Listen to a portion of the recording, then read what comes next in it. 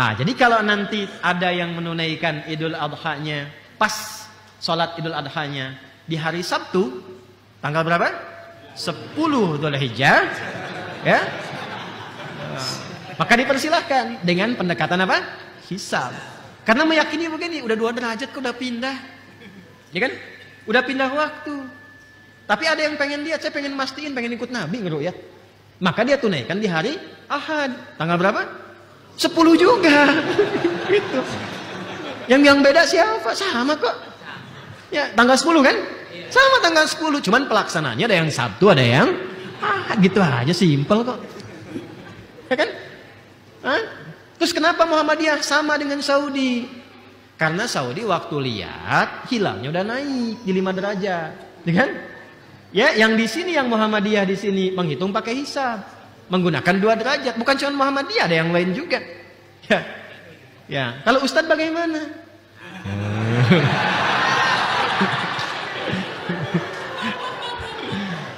Saya tahu sebetulnya Anda dari maghrib itu nunggu ini, gitu. Tahu saya. Oke, saya simpan di ujung. Ntar aja dulu. Ya, jadi paham ya? Paham tidak? Jadi kalaupun ada yang menetapkan kemudian hari Sabtu, hari Ahad saling menghormati. Karena memang itu dibolehkan secara syariat. Dari Quran dalilnya ada, dari hadis ada, jaminan undang-undangnya pun ada. Hanya kedewasaannya saja yang harus kemudian kita tampilkan. Adapun kajian ini biarkan para ahlinya, para pakarnya. Yang bukan pakar, diam aja. Ikuti aja. Sekarang semua jadi pakar gitu. Saya heran juga. Ya, saya kalau ke dokter telinga itu nggak pernah komen tentang mata. Dokter mata nggak pernah komen tentang jantung. Semua punya spesialisasi sendiri. Tapi kalau urusan agama, semua komen. Bingung juga saya tuh kadang-kadang ya. Semua komen tuh. Ya, politisi komen, ini komen, itu komen. Tahan aja dulu. Ya, supaya tetap ada di garisnya masing-masing. Jelas ya? Jadi kalau saya resolusi pertama sih mengusulkan supaya tertib mudah gampangnya, bikin aja pakai acuan yang paling gampang, hisab misalnya. Di pemerintah tuh udah bisa nyampaikan dari jauh-jauh hari.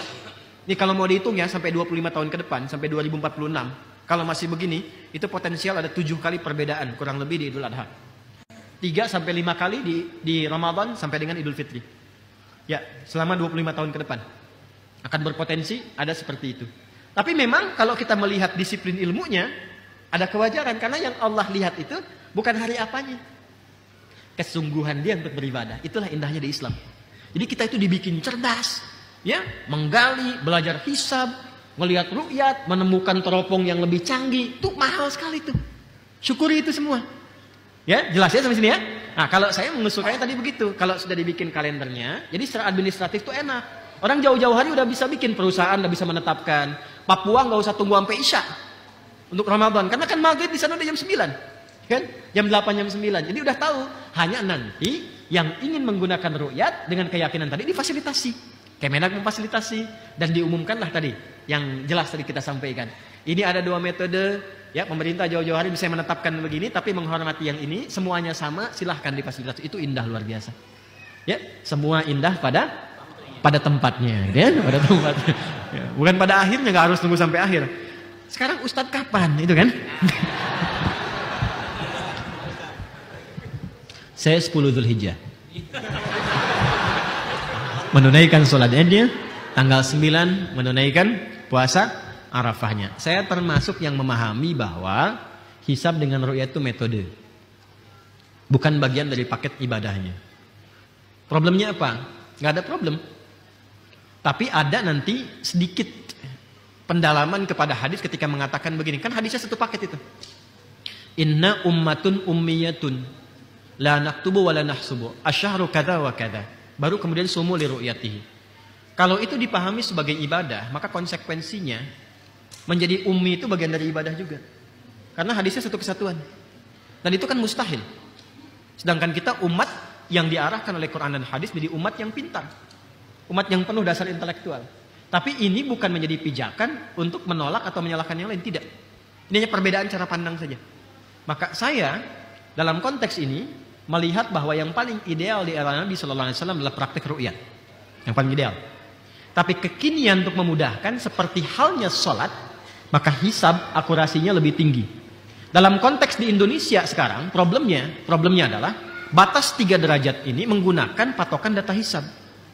Gitu. Maka cara berpikir saya sederhana. Kenapa nggak gunakan dasar hisab aja sekalian? Harus mengambil dasar di 3. Yang jadi problem adalah kalau di bawah 3 walaupun kelihatan ditolak penglihatannya, ya kan? Ini kan jadi masalah. Kenapa harus dilihat kalau begitu?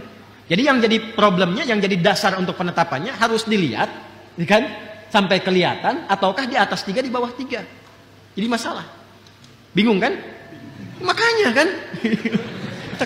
Jadi kalau saya pribadi, saya akan menunaikan sekali lagi sholat Idul Adha-nya 10 Dzulhijjah. Jelas ya? Puasanya tanggal 9 Dzulhijjah. Dan saya termasuk yang akan menunaikan esok hari puasa Arafahnya tanggal 9 Jumat dan Idul Adha-nya hari Sabtu. Saya pribadi. Dan saya menghormati dan mendoakan juga serta menghargai yang hari Ahad yang sama-sama 10 Dzulhijjah. Jelas sampai sini? Nah, dan setelah itu jangan dipertentangkan. Ustaz Adi anti pemerintah. Ini. Awas nih. Jewer tuh. Nggak ada begitu. Dah ya. Nanti kalau biasa mempertentangkan begitu jadi salah tuh. Ustaz Adi Muhammadiyah. Jelas ya? Jangan begitu. Nanti kalau sikapnya begitu nggak intelektual nanti. Jadi begitu beda, nih ormas beda dengan pemerintah. Terus begitu pemerintah beda dengan Saudi, ini beda dengan Saudi. Semua beda jadi akhirnya, jadi nggak ada ujungnya. Jelas ya? Jadi yang mau hari Sabtu silahkan, mau hari Ahad silahkan, sama-sama tanggal 10 Dzulhijjah. Paham di sini?